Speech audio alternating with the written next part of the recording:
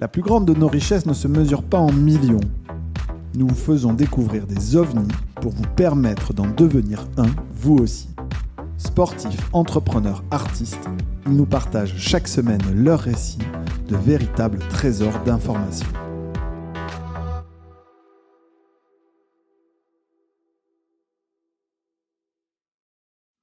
Voilà, on a commencé là-dessus. Ça y est. Everybody sells. Ça, c'est une bonne manière de démarrer. Je l'ai pris au débeauté, à dépourvu. Je sais pas. En tout cas, voilà, Julien qui me dit ça. On est associé Everybody sells. Je trouve que c'est une bonne manière de commencer ce podcast. Alors voilà, vous assistez à cette rencontre de deux associés, presque en direct en tout cas. Voilà, ça me fait penser à un grand moment de podcast. Qui est peut-être pas chez moi malheureusement, mais dans un podcast qui s'appelle Startup, qui est produit par Gimlet Media, que j'écoutais. Ça fait partie des premiers podcasts que j'écoutais en 2014, et dans lequel en fait t'as comment il s'appelle, ça va me revenir, mais le premier épisode d'ailleurs, le fondateur de Gimlet Media rencontre Chris Sacca, qui est un investisseur, un VC ultra connu aux États-Unis, un cow-boy assez bizarre. Et puis plus tard dans l'aventure, il se rend compte, il cherche son associé, il en trouve un. Après, il négocie les parts. Et en fait, c'est vraiment ça mon inspiration pour ce que je veux faire avec OVNI, c'est vraiment expliquer comment. Voilà. Donc, si ça se trouve, Julien et moi, on va pas du tout s'entendre. J'espère que ce sera pas le cas parce que c'est chiant quand même de s'associer avec des gens avec qui on s'entend pas. Mais vous allez le savoir déjà dans 3/4 d'heure. Bah, tu vois, moi, ça me rappelait la première histoire, parce que avant de rejoindre OVNI, j'avais monté une boîte qui a été citée Future Licorne Française 3 années de suite. Et le développeur, quand on a démarré, il y en avait un qui était à Portland dans l'Oregon. Ouais. Moi, j'étais dans mon sous-sol à Cachan. Et on avait un développeur qui était à Chiang Mai, à 2 heures de route de Chiang Mai, avec une antenne Wi-Fi accrochée à un baobab. Si je tire un peu le trait, marier une prostituée, comme ça on fait vraiment tous les clichés. Et on s'est rencontrés pour la première fois à Las Vegas, 2 ans et demi après la création. Pas mal. Pas mal. Pas mal. Donc là, tu vois, alors toi, tu me connais pas, mais moi, je te connais bien parce que tu es souvent dans mes oreilles. Et donc, dans ma nouvelle activité du sud de la France, c'est vrai que sur mon tracteur, tel un paysan, j'ai mon podcast et je t'écoute. Ah, tu veux m'expliquer ce que tu fais sur son tracteur, mais avant, juste pour comprendre, est-ce que cette future licorne 3 années d'affilée est devenue réellement licorne ou pas? Eh ben, elle est pas devenue licorne, mais elle aurait dû si Ouais. je m'étais pas mis sur la tronche avec les investisseurs. Ok. Et ça a été aussi une des exégènes de la petite graine qui a fait que ensuite je suis passé du côté sombre de la force en prenant la direction générale du Crédit Mutuel et du CIC sur tous les investissements start-up. Okay. Pouvoir te mettre sur la gueule avec les gens chez qui t'investissais. Non, mais en fait, je pense que la pédagogie des fonds n'est pas suffisante pour expliquer les attentes des fonds vis-à-vis des startups. Okay. Quand tu es entrepreneur, tu comprends pas tout, tu comprends pas exactement quelles sont les attentes, encore moins parce que je l'ai créé en 2011, vendu en 2018. Et à cette époque-là, tu n'avais pas la BPI, tu n'avais pas tous ces réseaux d'entrepreneurs ou d'entraide. En tout cas, j'avais pas réussi à les trouver, ou j'avais pas été suffisamment à l'écoute de ça, ou tellement focus sur le business que en fait, j'ai eu vraiment des vraies lacunes dans la compréhension de ce qu'attendaient les fonds.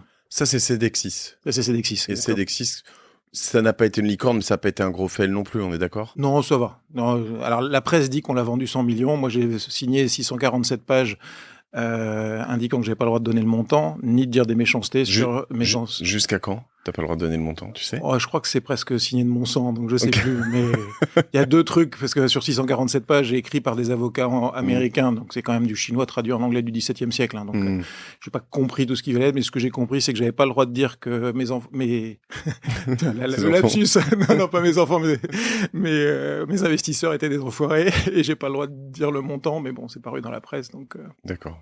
Voilà. On a une vague idée, quoi. On a une vague idée. Ok. Et donc, tu es passé de l'autre côté ensuite, donc chez un corporate, c'est chelou, quoi. C'est pas un corporate, parce que c'est vraiment un fonds. Enfin, c'est pas un fonds parce qu'il travaille avec ses fonds propres, donc c'est plutôt un investisseur evergreen, puisque c'est sur du long terme.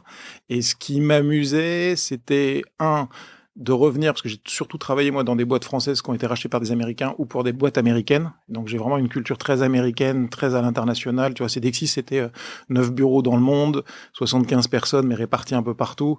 Et avant, c'était Akamai. Akamai, c'est vraiment le stéréotype de la boîte américaine que je vais pas dire que je l'ai lancé en France, mais quasiment, parce que la première année, on a fait 100 000 euros. Au bout de 7 ans, on faisait 35 millions, avec toute cette culture et du process, mais du travail bien fait, tu vois, le côté rigoureux, l'image, la com, et puis tu vends une techno qui fonctionne. Et contrairement à ce qu'on dit souvent, c'est que j'annonce et puis je vois si ça marche, et ensuite je vends la techno. Là, t'as quand même un truc qui marchait vraiment bien. Et Akamai, pour moi, on est dans un univers, tu vas me dire si je me trompe, mais donc d'hébergement pour de la vidéo notamment, entre autres, et des médias. Entre autres.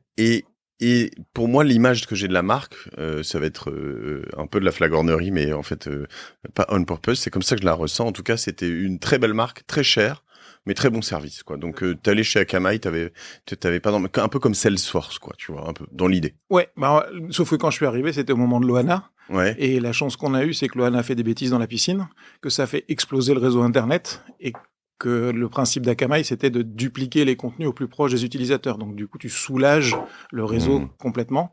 Et donc, c'était branle-bas de combat chez M6, puisque tout tombait et personne ne pouvait y accéder. Et puis, l'Ohana a fait ce qu'elle a fait dans la piscine. Et alors là, c'était dingue. Et c'est ce qui a permis de faire vraiment exploser la boîte. Puis ensuite, de se rendre compte que la performance était importante, la latence était importante. Alors oui, la vidéo, 81% des internautes arrêtent de regarder une vidéo quand elle bufferise. Ouais. Donc ça permettait de résoudre cette partie-là, mais c'était aussi les pages web, la sécurité, tout ça. C'est vrai que là, au début, tu montes une boîte. En plus, pour l'anecdote, au bout de 15 jours, moi je suis plutôt un lève-tôt, au bout de 15 jours, j'ai des auditeurs qui débarquent dans les bureaux et qui me disent on voudrait accéder à tous les dossiers de la compta. Je sais pas si je saurais le partager ça d'ailleurs, mais bon, c'est pour l'anecdote. Et donc j'ouvre et comme j'ai fait des stages à la DST, je dis, vous restez à l'accueil, je vais appeler le boss, on va voir. Et en fait, des leads initiés à but bien social et ça. Donc, du coup, je me suis retrouvé de 16 personnes à 6 personnes au bout de 15 jours. Et c'est comme ça qu'on a ensuite, avec l'équipe, démarré cette activité. Et ça a été une croissance exponentielle.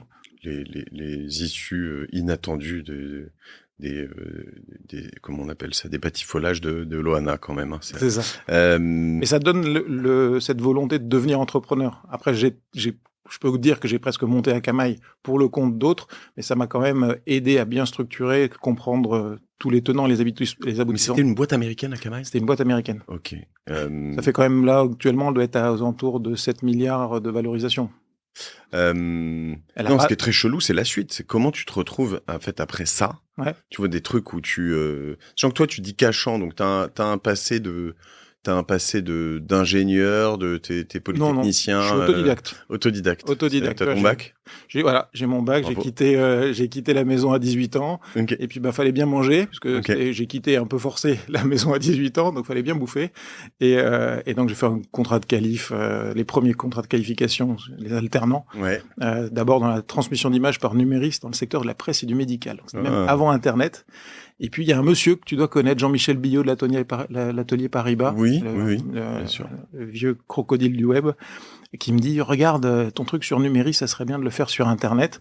Je repars au bureau, je dis, putain, il m'a parlé quoi? Internet. Enfin, vraiment, on était vraiment 1992, novembre 92. 92, c'est chaud. 92, c'est chaud. Ouais. Et donc, Internet, je me dis, tiens, je vais voir un développeur qui montre, tu sais, les IRC et trucs comme ça. Le développeur. Il y en avait qu'un seul en 92.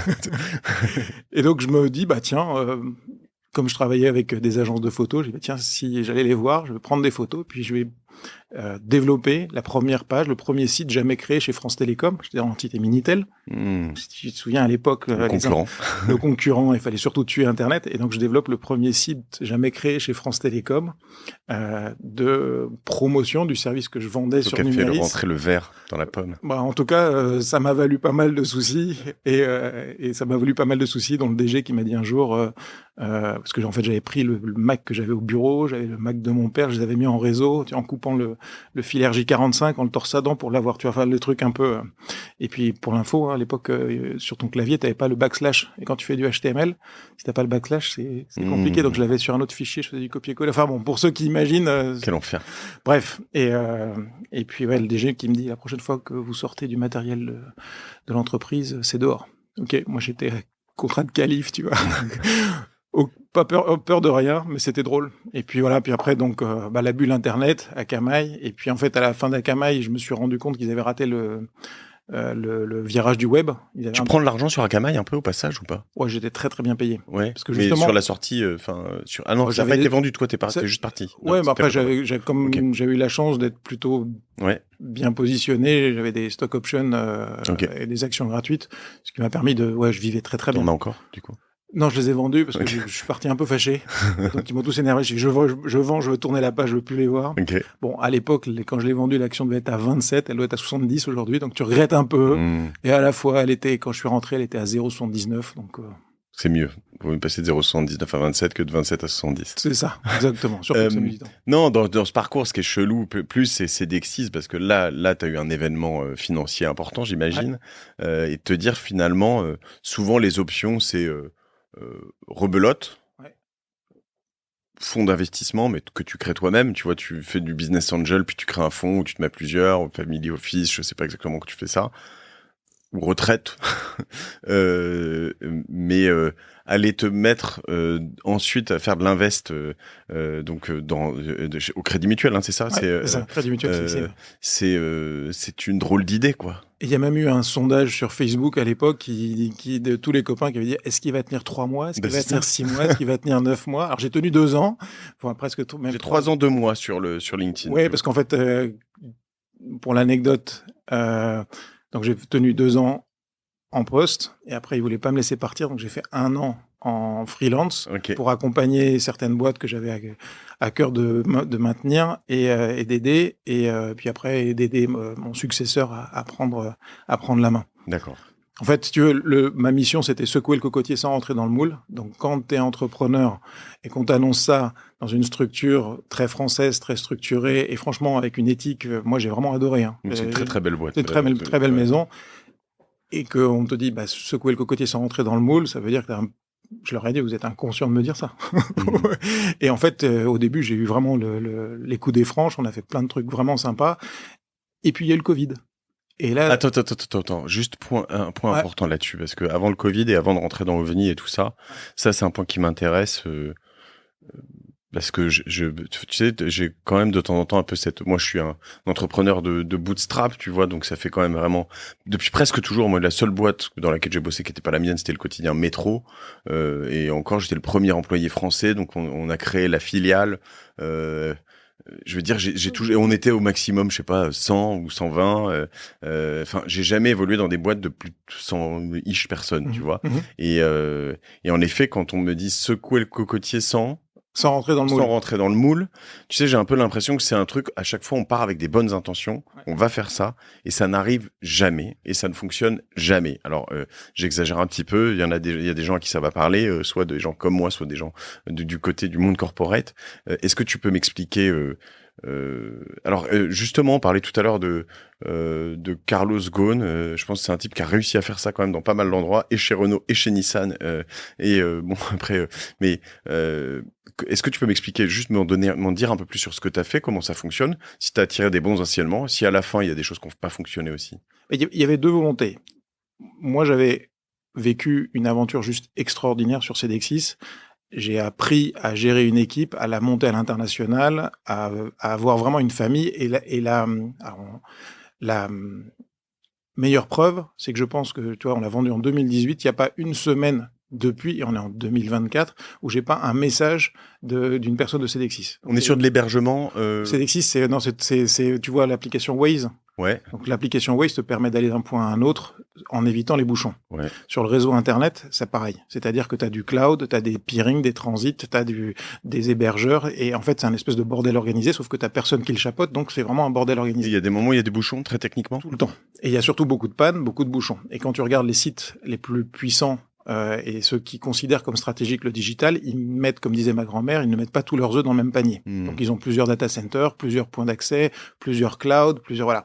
Et le fait d'avoir plusieurs, Akamai étant un de toute cette liste de prestataires, AWS, Google, OVH, ma petite Dedibox chez moi, en fait, il faut arriver à mettre ça en musique. Et l'idée de Waze, c'est de te permettre d'aller d'un point à un autre le plus rapidement possible en collectant des informations en temps réel.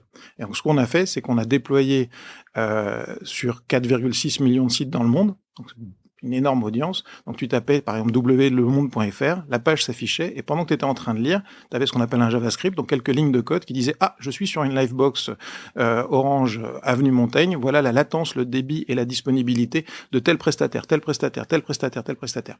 Et une fois que tu collectes toute cette information, en temps réel, on savait que, typiquement, je sais pas, alors j'ai rien contre AWS, mais imaginons AWS est en panne, ou le lien d'accès à AWS est en panne. Ok, c'est une information qui est importante. 2 millisecondes après, tu as quelqu'un d'autre qui est aussi sur une Livebox Orange, aussi dans le coin de l'avenue Montaigne, et qui dit, moi je veux pas aller voir Le Monde, mais je veux aller voir le Figaro. Le Figaro. Vente privée. Voilà, le Figaro. Je tape wlefigaro.fr, c'est bien parce que tous les deux étaient clients, donc c'est parfait.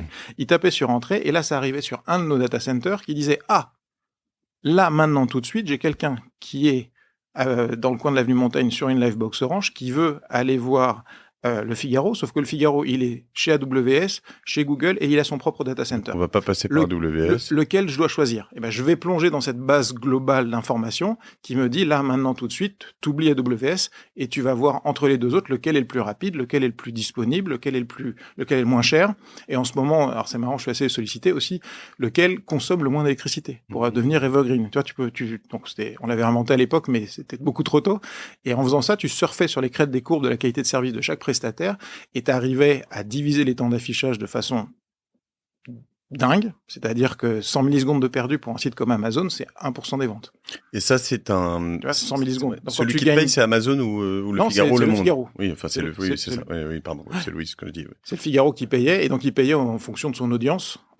Et quand tu commences à avoir de l'audience en Chine et que tu es à Corotel et que ton data center, il est soit à Singapour, voire même en France, là, quand tu divises par 6 les temps d'affichage et que ton audience, de facto, elle est multipliée par 16, ça t'augmente tes revenus, ça t'augmente ta visibilité, ça t'augmente ton taux de transformation, et en plus, tu garantis 100% de disponibilité. Donc, tu peux jamais tomber en panne, puisque statistiquement, c'est quand même très rare que des gros prestataires tombent tous en panne en même temps. Tout ça, on va pas rentrer dans le détail, tu expliqueras une autre fois, rien à voir avec le cache, tout ça, c'est vraiment encore une autre chose. Tu faisais pas du cache, toi? Non, je faisais pas du cache, je fais vraiment du routage, temps réel, voilà. Ok, donc c'est les bas-fonds de l'internet, c'est le fonctionnement de l'internet, un peu comme Waze, et qui collecte plein d'informations pour savoir quelle route prendre à un instant T. C'est bien d'avoir eu Waze qui explique ça, parce que sans Waze c'était plus compliqué à comprendre. Surtout que c'est né après CDX6. J'étais en Israël à une conf et je dis faut que je trouve un parallèle, parce que trouver une analogie, ce qu'on fait avec beaucoup de startups, ok, c'est quoi ta baseline, et ils te sortent des trucs qui font 4 km de long. Et à l'époque, j'avais un journaliste qui m'avait dit vous êtes au trafic aérien, ce que les aiguilleurs du ciel, vous êtes au trafic internet, ce que les aiguilleurs du ciel sont au trafic aérien. Et je lui dis toi, je t'embauche. Et c'est comme ça que j'ai embauché le journaliste en charge de la com, et c'est devenu les aiguilleurs du net qui étaient la baseline. Et en Israël, les aiguilleurs du net, c'était pas top. Et donc le Waze de l'internet, parce que Waze c'était quand même une boîte israélienne à l'origine. Donc si je reviens sur cette question, une fois que tu fais ça, donc je vois, alors je pourrais te poser 1 million de questions, mais on n'est pas dans un format très long comme à mes habitudes. Les questions que je pourrais te poser, c'est comment ça devient ce genre de choses, mais c'est par Akamai forcément, et tu comprends les choses comme ça. Quand tu arrives chez Crédit Mutuel, donc comment tu secoues le cocotier et comment tu... J'avais 2 besoins. J'avais un besoin qui était de faire vraiment une thérapie. C'est-à-dire que... Toi ou pour eux? Non, pour moi. Parce qu'en fait, l'expérience de CDX6, je savais ce qu'il fallait pas faire, je savais ce qu'il fallait faire par rapport à l'expérience passée. Et c'était juste génialissime. Avec, bien sûr, l'écart type entre l'euphorie et la dépression, comme tout entrepreneur, avec des moments où ça va pas du tout, moments où c'est génial. Je comprends que en euphorie, mais ça, c'est les drogues, je pense. Ouais, non, mais tu vois, j'ai eu la chance de voyager avec Emmanuel Macron, avec François Hollande, puis j'ai aussi eu quelqu'un qui est mort dans l'équipe, et comment tu gères la famille, enfin, tu vois, tous ces trucs. Alors, faut pas que je parle trop de ça, parce que j'évite les larmes qui montent. Tu vois, ça. Et donc... Reprends ça à l'avion présidentiel. Ouais, c'est ça. Comment il s'appelle, l'avion présidentiel français? Je sais même pas, il a un nom. Tout le monde, lui, il voyage dans un très très bel avion. Ah, t'es pas avec lui? Non, t'es pas avec lui. Toi, t'es dans un A340, et tu vois EasyJet? Oh non. Okay, sauf que t'as 2 sièges, tu manges très bien, mais t'as 2 sièges, mais t'as quand même les genoux dans les fesses. Et puis t'as même pas de télé. Et quand tu vas jusqu'à Singapour, Malaisie, Indonésie et Grèce, c'est long. Tu es là pour bosser, t'as pas besoin de télé. Ça. Moi, j'ai jamais les genoux dans les fesses parce que je suis tout petit, donc c'est toujours bien. Je comprends pas les gens qui ont besoin de la business. C'est l'avantage. Voilà. Et donc, en fait, on avait tout pour devenir la licorne. Vraiment, la techno marchait super bien, la traction était géniale. Alors on te dit, quand il n'y a pas de concurrent, il n'y a pas de marché, mais il faut bien que c'est l'œuf et la poule, il y en a bien un qui a créé. Et on était les premiers, on était vraiment leaders. 4,6 millions de sites internet, Facebook, Twitter, Slack, Pinterest, tout, Microsoft, Airbnb, Bloomberg. Tout cela était client. Alibaba, Tencent, Baidu, Huawei, qui est même venu avec un chèque à 7 chiffres en prépaiement pour pouvoir utiliser la solution. Tous les médias que tu as cités étaient clients. Donc ça y est, tu vois, la techno fonctionnait, l'équipe était opérationnelle, sauf qu'il y a un truc où j'avais été complètement naïf, c'est la durée des fonds. Et donc la durée des fonds, c'est-à-dire qu'au bout de 6 ans, on avait eu 23 propositions de rachat entre le début et la fin, et t'as à un moment le fonds qui dit, bon, bah maintenant, on va accepter la prochaine parce que il faut que je rende l'argent à mes LP. Ce que je comprends, mais que... Donc un fonds, pour ceux qui connaissent pas, parce qu'on est aussi là pour l'expliquer, c'est que donc le LP, souvent, généralement, un fonds, il a une durée. La durée est entre 7 et 10 ans, généralement. À l'époque, c'était même 5, 7. Voilà, donc tu as investi et il doit rendre, toi, quand tu as investi dans le fonds, tu es un LP, donc Limited Partner, tu as investi 100 000 euros dans le fonds, tu attends un retour de ton cash au bout de 5 à 7 ans, 7 à 10 ans maintenant, etc. Donc il y a un moment, il investit pendant quelques années, puis à un moment, il désinvestit et il doit vendre. Et toi, si ton timing est pas le bon, c'est pas grave.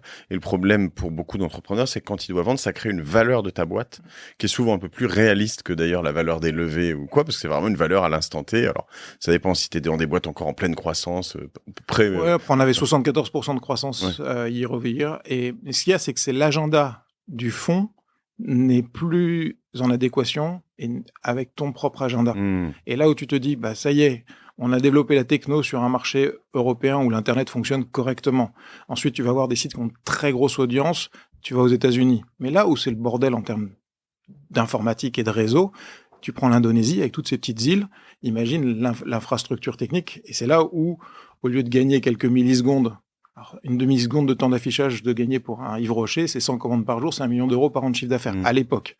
Okay, tu vas en Indonésie où tu vas diviser par 16, 20 les temps d'affichage, le chiffre d'affaires, et là, tu as un marché où tu peux non seulement le vendre plus cher, mais tu as un vrai besoin marché. Okay. Tu prends Waze sert à rien quand il n'y a pas d'embouteillage. Donc voilà. Et là, du flash quand même. Mais ouais, c'est vrai.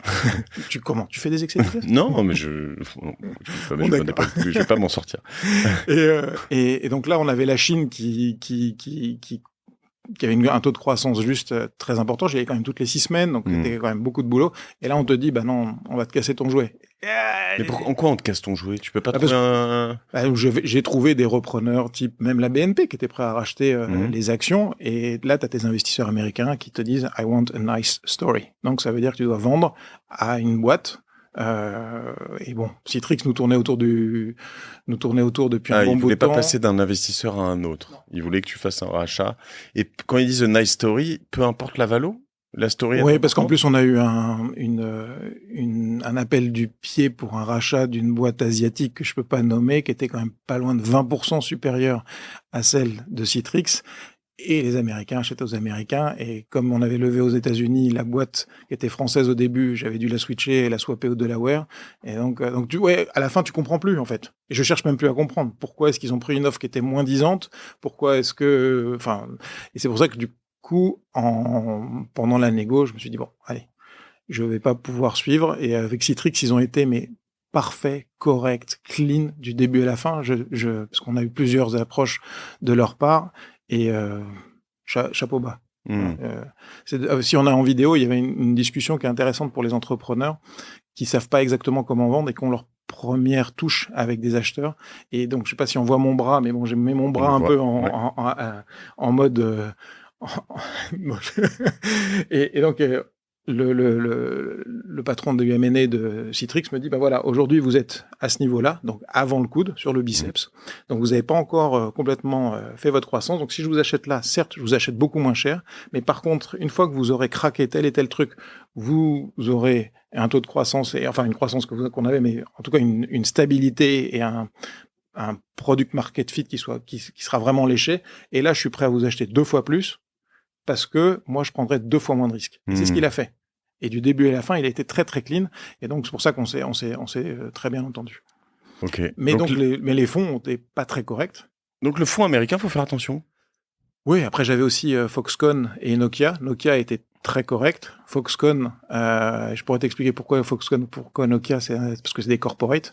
Nokia était très correct. Foxconn était très fier de s'associer dans une boîte avec des fonds américains, parce que j'avais ATV et Madrona. Madrona est un fonds dans Amazon. Okay. Donc, tout ça, l'agenda est pas le même. Tu vois, tu peux être vite le retour d'ascenseur d'un autre.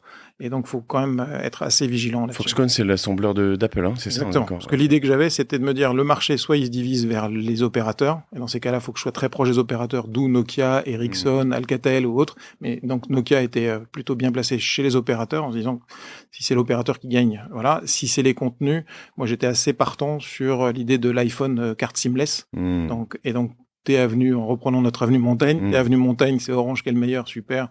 Donc, donc, tu as l'information pas par le site, mais par le téléphone. Par le téléphone directement, et tu passes, je sais pas, avenue des Champs-Élysées, là, c'est Bouygues qui est meilleur, et hop, ça switch automatiquement sur Bouygues. Et donc, l'idée d'intégrer ça directement dans les devices, là, tu faisais une décacorne. Bon, alors, fort de tout ça, tu te dis, moi, je vais devenir un investisseur dans un corporate, je vais leur expliquer qu'il faut arrêter d'emmerder les petits entrepreneurs, c'est ça? C'est un peu ton rôle? Ouais. Alors, tu vois, quand j'ai vendu à Citrix, dans le deal, j'ai pas eu le droit de travailler pendant 1 an. Donc, comme j'étais autodidacte, comme je te disais, j'ai fait un exec MBA à HEC, et entre le moment où tu vends et le moment où c'est annoncé. Faire du ski ou du surf, non? J'étais claqué. J'étais rincé. J'étais rincé. J'avais besoin de prendre du temps pour moi et de donner un côté académique à toute cette intuition que j'avais eue pendant toutes ces années. Et quand t'es autodidacte, c'est cool d'avoir un petit tampon HEC quand même, ça fait plaisir. Ouais. Je veux dire, t'as toujours tous les autodidactes que je connais. Moi, j'ai fait une école de commerce moyenne. Il y a un moment où t'es quand même content. De là, je m'associe avec l'EDEC pour une masterclass qu'on sort. J'ai été prof ou j'ai fait des cours à HEC. T'as une petite revanche à prendre un peu. Complètement. Même, toujours. Donc, complètement. Il y a, j'imagine ce petit truc là. Executive MBA sur quoi? Executive MBA sur business. Ok. Ouais. Et ce qui était drôle, c'est dur, c'est bien. Ça, t'as appris, t'as kiffé, J'ai kiffé. Il y a des trucs que j'ai trouvé un peu old school. La compta, par exemple. Il y a des trucs où tu te dis, moi, je fais pas comme ça. Mais non, j'ai adoré. Et j'ai surtout adoré rencontrer des gens qui sont dans des écosystèmes complètement différents. Parce que mine de rien, tu vois, on tourne tous dans le monde du web. C'est une petite famille, on se connaît tous. Et là, j'ai rencontré des gens qui travaillaient pour Airbus, des gens qui travaillaient pour... Et j'ai une très bonne amie qui fabrique, qui s'appelle le groupe Baron, petit coup de pub, mais qui fait des chaînes de montage sur mesure pour l'armée, pour construire des seringues, des industriels, enfin des trucs. Et c'est des mondes. Je lui ai demandé, est-ce que je peux venir dans ton usine pour voir un peu comment c'est, parce que moi, à part des 0 et des petits 1, je sais pas trop faire grand-chose, quoi. Et donc ça, c'était vraiment absolument génial.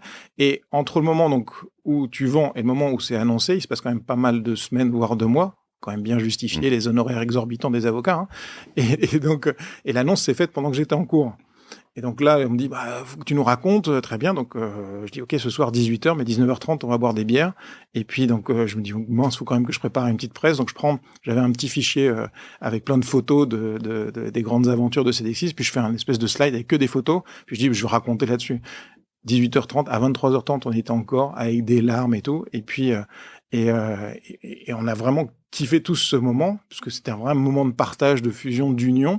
Et à la fin, il y a un prof qui m'a dit, hop, Coulon, là, tu viens, tu vas me transformer ça en cours. C'est comme ça que je me suis retrouvé être, je pense, le premier prof autodidacte, parce que j'ai pas mon diplôme, à HEC. Et c'est comme ça que je me suis retrouvé à donner une dizaine de cours par an à HEC. Et donc après, une fois que ça s'était terminé, je me rendais compte qu'en faisant cette espèce de conf, Vie ma vie d'entrepreneur, il y avait quand même une partie où ça me gratouillait quand même pas mal, c'était d'expliquer pourquoi j'avais pas eu une bonne relation avec les fonds d'investissement. Et donc, j'avais besoin de le comprendre. Et c'est ça qui m'avait donné envie d'aller au Crédit Mutuel et au CIC. Et eux avaient besoin d'un entrepreneur pour bousculer le truc, pour donner une nouvelle dynamique. Et donc, j'arrivais avec des yeux neufs et à tout remettre en place. Tu vois. Mais il y avait des choses qui étaient assez dingues. C'est que tu as une start-up, la notion de temps. On a essayé de commencer à créer des baselines. La denrée la plus rare de l'entrepreneur n'est pas l'argent, mais le temps. Alors tu viens chercher de l'argent. Parce que si tu envoies ton deck et qu'on te répond 5 mois après, 6 mois après, en fait, soit tu te retrouves avec des fonds de panier, soit t'as pas respecté l'entrepreneur. Si tu te dis, voilà, lorsqu'on reçoit un deck, dans les 10 jours, on te répond oui ou non. Souvent non, parce que c'est 99,5% du temps, le fond dit non, mais qu'on explique pourquoi, en ayant cette pédagogie d'accompagnement, déjà, tu arrives à restructurer, rien qu'en faisant quelques service level agreement, tu arrives à restructurer le fond. Et enfin, c'était pas un fond, mais bon, bref. Et puis après, bon, il y avait l'équipe, il y avait pas mal de choses, puis pas mal de politique interne. Et il y avait un point, c'est l'informatique interne. Et quand tu viens du monde d'une start-up, tu te poses pas de questions à avoir un CRM, tu te poses pas de questions à avoir Slack, SharePlace, Zoom, Co. Et là, tu étais malheureusement limité par l'informatique bancaire. Et ça, c'était très douloureux. C'est la raison qui m'a fait partir. On va revenir sur ce qu'est le cocotier, mais je voudrais comprendre ce que tu as réussi, ce que tu n'as pas réussi là-dedans, parce que c'est un point important, puis après on va avancer. Mais je voudrais juste faire un point là-dessus sur la denrée la plus rare, c'est pas le temps, mais l'argent. C'est ce que tu as dit. Là, c'est l'argent, mais pas le temps. Non, c'est le la temps. denrée la plus rare de l'entrepreneur, c'est le temps et c'est pas l'argent. Ok. J'ai cru. C'est pour ça que je voulais te challenger là-dessus. Et tu parlais aussi de ces 10 jours.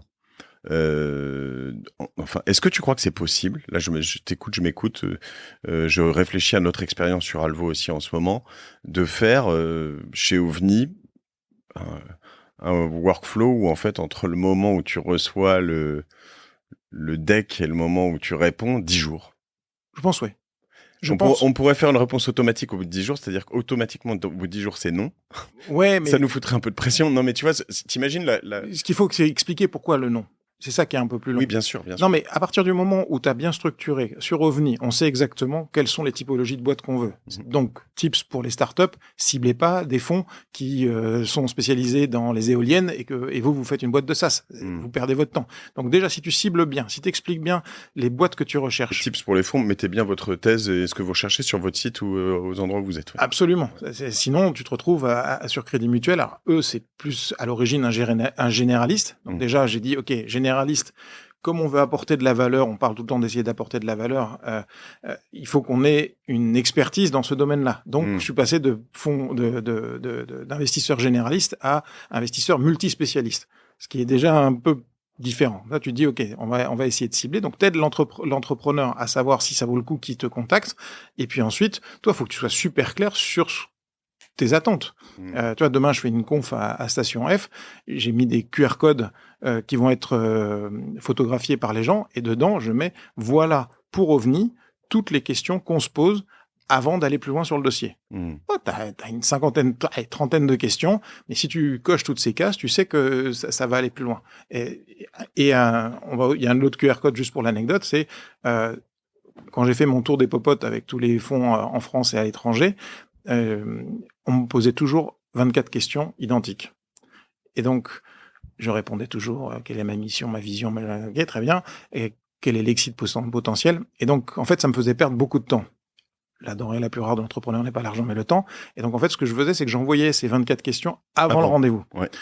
Ce qui permettait, au fond, d'avoir une expertise, déjà, et qui pouvait faire ses devoirs avant de me recevoir. Et si jamais, et là où j'étais presque désagréable, si jamais il me posait une question qui était dans les 24 questions, je lui disais, attendez. T'as pas fait ton boulot. Et ça rééquilibre, parce que la main qui donne est au-dessus de celle qui reçoit. Et ça rééquilibrait un peu la relation. Alors, très intéressant. Tu me donneras les 2 liens? Ouais, ça marche. On les mettra dans le descriptif de l'épisode sur ovni.vc ou sur toutes les plateformes de podcast et sur YouTube. On les postera éventuellement en commentaire sur LinkedIn. C'est très important. Et ce que tu dis là-dessus, ça me fait penser finalement à la préparation de Amazon et de Jeff Bezos, des réunions. Je sais pas si tu vois comment ils font. Ils lisent d'abord. Ouais, ils te donnent un info mémo. Potentiellement, ils commencent la réunion par 20 minutes de lecture. Hein. C'est-à-dire que tu arrives, ils disent, comme les gens les lisent pas en amont. C'est ça. En fait, on va se mettre tous autour de la table. Je te donne le truc. Ce que je savais pas, je l'ai entendu en parler dans un épisode extraordinaire. Je crois que c'est chez Lex Fridman. J'étais pas un ouf de Bezos. Enfin, je me disais bon, tu vois. Et honnêtement, il m'a vraiment retourné le cerveau dans ce truc-là. C'est que de temps en temps, ces infos mémos, ils sont préparés par 8 personnes, j'exagère, mais pendant 3 semaines, quoi, ou 2 semaines et demie. Hein. Donc c'est vraiment un truc, à la fin, t'as lu, t'es au courant, t'es sharp, ou t'es pas sharp. Si t'es pas sharp, tu te dégages d'ailleurs. Mais voilà, et donc t'es là, tu poses les bonnes questions et tu prends les décisions. Tu veux une autre anecdote sur AWS? Quand ils ont démarré, pas Amazon, la partie e-commerce, la partie cloud. Ouais. Bien sûr, Akamai, AWS, tout ça, il y avait pas mal d'ex Akamai qui partaient chez Amazon. Et donc j'ai pas mal de potes qui étaient chez Amazon. Et j'étais stupéfait, pendant presque 1 an, des commerciaux qui étaient payés cher, boîte américaine, cher, ouais. Donc 200 plus, 200 et plus de salaire, pendant, presque 1 an, ils n'avaient pas le droit de vendre. Ils n'avaient pas le droit de vendre parce que, ils n'étaient pas complètement formés sur le produit, et donc on ne te met pas sur le marché en tant que personne tant que tu n'es pas prêt, et c'est surtout que la techno n'était pas terminée. Et tant que la techno n'est pas terminée, ils ne voulaient pas prendre le risque. Et c'est beaucoup de startups qui font ça en disant je lance mon produit, il est pas fini, mes early adopters vont débugger le truc. Il y a deux grandes strates. C'est ça, ouais. Mais en fait, on se rend compte que les gros, ils ont plutôt la stratégie. Enfin, AWS a eu cette stratégie-là. On voit où ça les a amenés. Après, je suis assez d'accord de. Je crois que ça dépend des métiers. Je veux dire, dans des réseaux sociaux, t'as des bugs, des trucs. Voilà, t'as des fuites de données, on s'en fout, quoi. Tu vois, j'ai donné les données de mes 4 milliards d'utilisateurs. Who cares? Alors que non mais c'est presque ça. Non.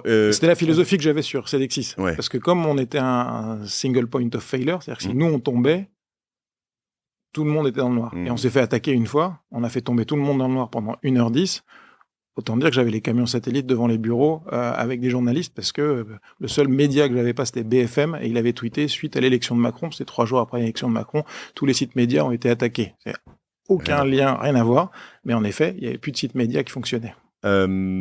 On va passer sur le quart d'heure OVNI rapidement. Je voudrais juste qu'on finisse sur qu'est-ce que t'as, parce que je suis désolé, je suis obsédé par ce machin, mais réussi et pas réussi, appris par appris dans ce moment. Peut-être que t'as déjà assez répondu, mais non, je pense que j'ai sur les axes, j'ai proposé quand je suis arrivé. Bon, tu prends tes marques, t'essayes de comprendre. 100 jours, t'as fait ça un peu ça, et puis après j'ai proposé au bout un peu avant, au bout de 60 jours, j'ai proposé 84 idées, donc un slide. Une idée, un slide, une idée. Que tu avais noté tous les jours au fur et à mesure. Au fur et à mesure, puis après je l'ai un peu mis en forme, mais grossièrement, vraiment. Et 84 idées, et je l'ai présenté, et je dis voilà, les 84 idées qui me semblent intéressantes pour Crédit Mutuel, pour passer d'un investisseur généraliste, vu comme une grosse banque, à un investisseur hype, que tout le monde veut et qui accompagne, et donc il y avait pas mal de technologies à développer là-dedans, et mon boss m'a dit je pense que ça fait beaucoup, mais vas-y, fonce. Ok, mais comment tu fais pour il y a deux choses, les prioriser, bon déjà, mais aussi faire en sorte que ça passe pas à la trappe, quoi, parce que il y a plein d'endroits où on dit Julien, bravo, super, j'adore tes idées, 84 extra. Il y a rien à mettre à la poubelle. Et puis 2 semaines après, tout le monde est passé à son quotidien. C'est le propre de certains de ces gros paquebots. Non, parce que tu peux avoir déjà, tu te dis voilà, j'ai une politique de communication. Donc avant on communiquait pas beaucoup, là maintenant sur LinkedIn on communiquait. Une politique qu'on a mise en place sur OVNI, qui était la mise en relation de tous les carnets d'adresses de tout le monde. C'est quelque chose qui me tenait à cœur. On a travaillé sur justement pas être généraliste mais multispécialiste. Donc quelles sont les spécialités, comment on accompagne mieux les entrepreneurs, quelles sont les attentes, comment on fait plus de pédagogie vis-à-vis des entrepreneurs en sachant qu'est-ce que nous en tant qu'investisseurs on attend de l'entrepreneur. Des matrices, par exemple, alors, quand tu fais du early stage, c'était des matrices sur des toutes jeunes boîtes, parce que c'était vraiment le premier étage. Crédit Mutuel Equity, c'est 4,5 milliards d'investissements. Moi, j'avais une ligne de 250 millions, donc c'était l'épaisseur du trait. Ouais, non, mais c'était l'épaisseur du trait. Mais en termes de communication, c'était une grosse partie. Et puis, quelque part, tu mets le pied à l'étrier pour qu'ensuite ça passe à l'étage du dessus des LBO & Co. Toi, t'avais pas de skin in the game, t'investis pas ton argent. Non, et t'as pas de caride. Ouais. Qu'est-ce que tu foutais là-bas? Non. Bon. Donc, j'ai adoré.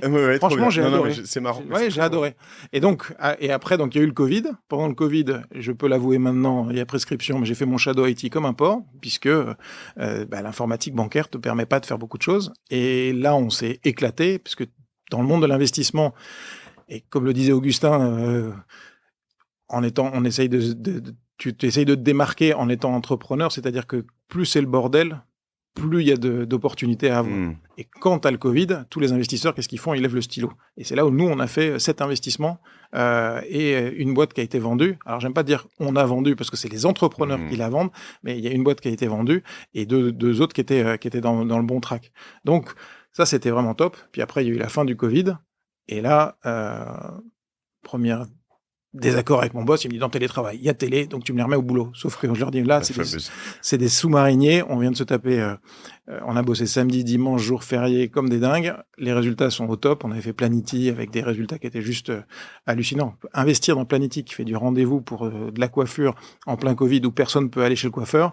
Ouais. Tu vois? Enfin, et en fait, ce qui m'a plu dans Planity, c'était bien sûr le concept du Doctolib de la coiffure, mais c'est surtout un autre petit logiciel de gestion de tournée qui était à l'intérieur, donc la pépite dans la pépite. Et tu te dis, de toute façon, il y a bien un moment où on va sortir de ça. Et bien nous en a pris, puisque là, c'est une des très très belles lignes de Crédit Mutuel. Tu t'investissais pas en propre, toi, en personne? Non, j'avais pas le droit. Ok. J'avais pas le droit. Non. Même si je voulais investir dans des boîtes dans lesquelles Crédit Mutuel, il me fallait une autorisation et je l'avais jamais. Donc la seule chose dans laquelle j'ai investi, c'est dans de la pierre.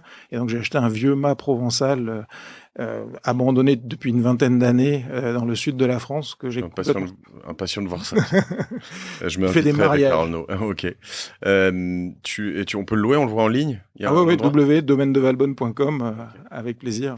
Très bien. Il faut venir se marier ou renouveler ses noces. Écoute, très bien. Domaine de Valbonne, ça a l'air beau. Ton premier, quelle est la première source, la première étincelle avec OVNI? C'est Arnaud. Arnaud, on se connaît depuis, je sais pas, 10-12 ans. C'est le mec le plus enthousiaste que je connaisse. Il est partout, toujours sympa, toujours de bonne humeur. Pas un égo, c'est un bosseur. En plus, c'est du smart, tu vois. Je trouve qu'il a la bonne étoile. C'est-à-dire que, tu vois, t'as des gens, parfois, qu'on lâche Koumoun. Lui, il a vraiment la bonne étoile. Je suis d'accord. Non, mais tu vois, il se retrouve toujours dans des situations où il fait le grand écart. Il a l'habitude de le faire le grand écart. Donc, ce qui est de l'exceptionnel pour d'autres, lui, c'est la normalité. Et il a juste du bol, quoi. Et quelque part, la chance, tu la génères. Arnaud, on t'envoie plein de love, comme de temps en temps, mais c'est vrai que tu le mérites. Alors, on pourrait se dire, oui, il faut un peu la promo de leur associé, etc. Non. C'est vrai qu'Arnaud, c'est le liant de tout ça, qui est en plus, une fois qu'il a une idée et qu'il veut venir chercher quelqu'un, je sais pas comment ça s'est fait avec toi. En fait, il était dans le groupe Facebook qui dit, tu tiendras pas plus de 3 mois. Et puis donc, il avait bien compris que de toute façon, c'était momentané chez Crédit Mutuel. Et donc, et en fait, il est venu me voir à Valbonne et je lui dis, on pourrait faire ça. Je lui décris sur justement ce que tu disais sur les 84 idées. Comme tu dis, il y en a qui sont passés la trappe et ça me faisait mal au cœur parce que je me suis dit, si on veut vraiment arriver à, tu vois, la mise en place sur OVNI qu'on a fait sur les LP, donc les Limited Partners, lorsqu'ils mettent des sous dans OVNI, on leur demande de plugger leur carnet d'adresse. Tout RGPD, tout compliant. Sauf que si tu te mets dans la position de la start-up, tous les fonds vont dire, je vais t'aider. Ouais. Faire une intro, ça veut dire je vais t'aider. On peut aller beaucoup plus loin que ça. Et cette partie-là, tu peux complètement l'industrialiser. Et moi, j'adore ce qui s'est passé dans notre premier investissement qui était Acceptio, donc la gestion des cookies, où on investit, en plus, on démarrait. Donc nous aussi, en tant que start-up, tu vois, je crois qu'on a mis 600K, ce qui était beaucoup par rapport à notre démarrage. Il se passe pas 3 semaines que la CNIL belge annonce que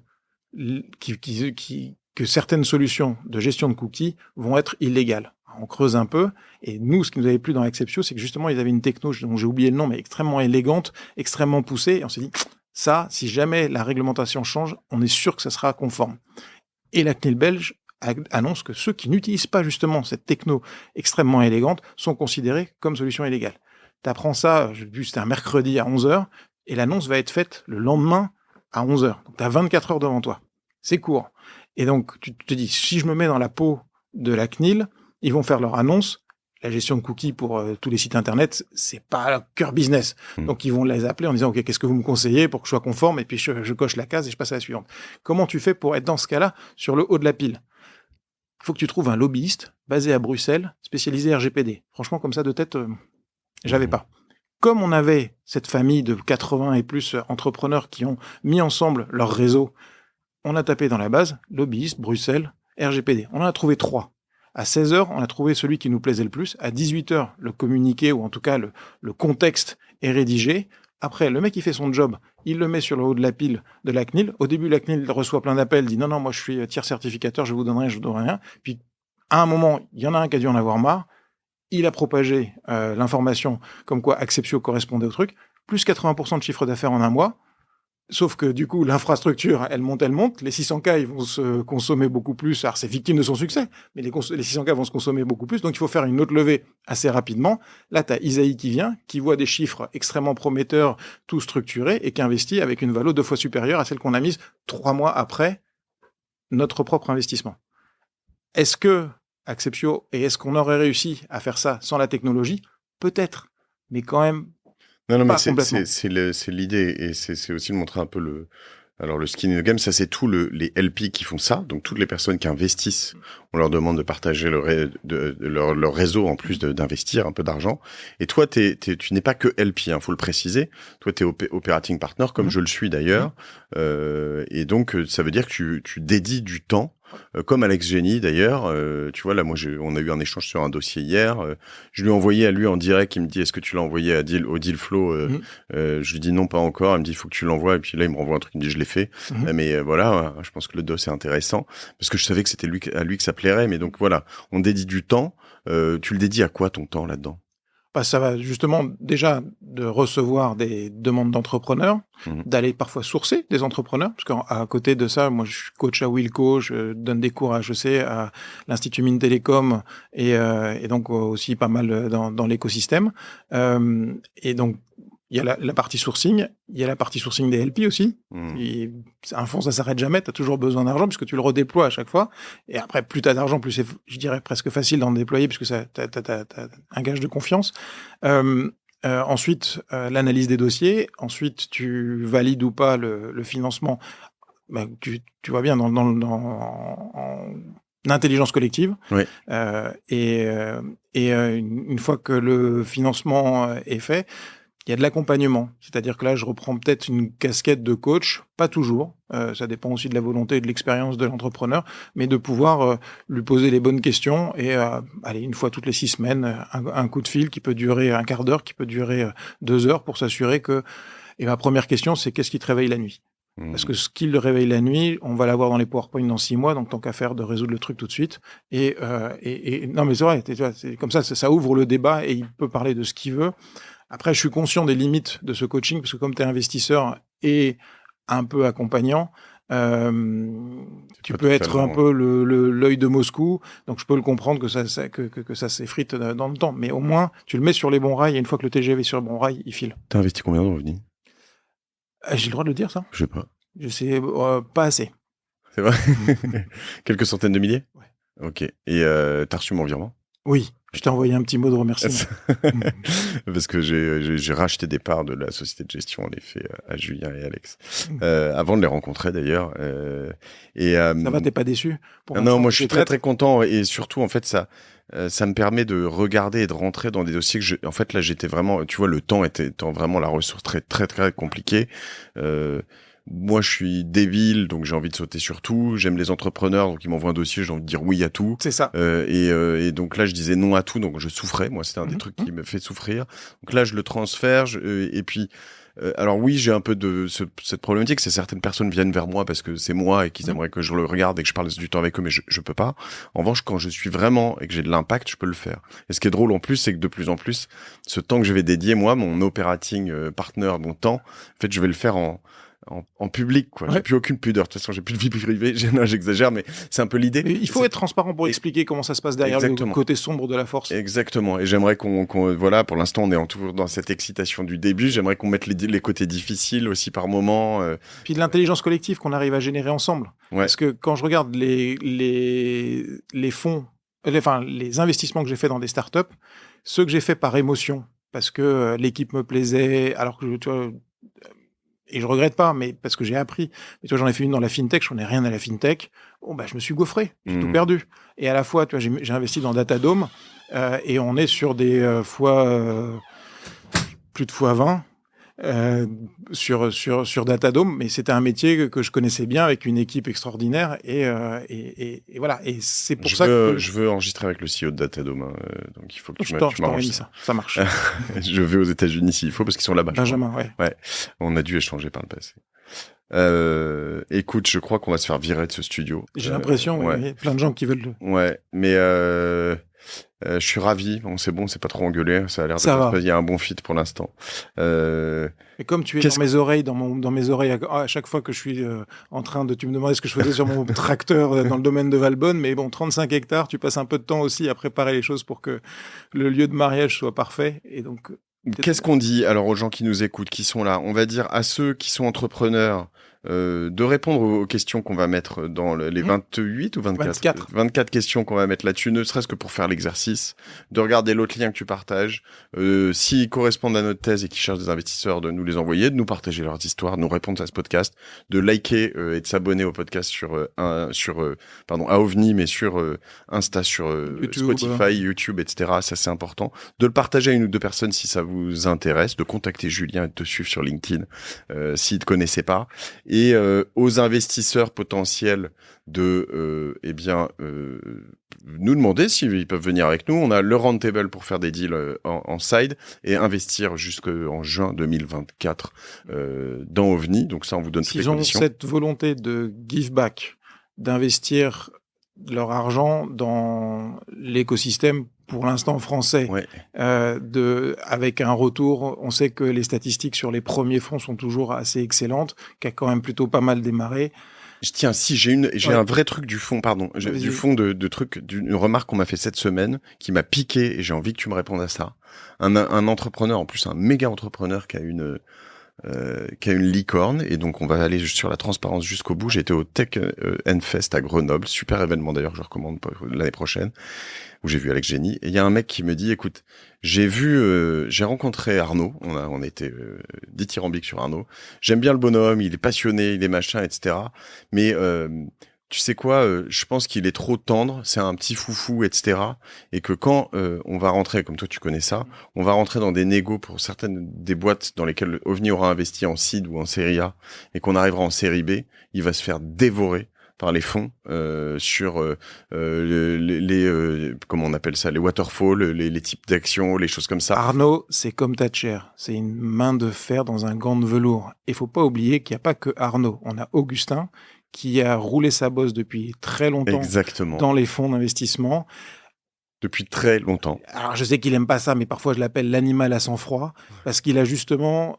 C'est comme dans Cedexis, quand tu recrutes, c'était un puzzle, c'est-à-dire que tu mets des gens qui s'emboîtent entre eux dans le sens compétence pour que l'un arrive à contrebalancer et à équilibrer le tout. Et c'est vraiment le côté de l'intelligence collective. Et je pense que tu es là aussi backstage pour contrebalancer aussi potentiellement s'il y avait une faiblesse là-dessus.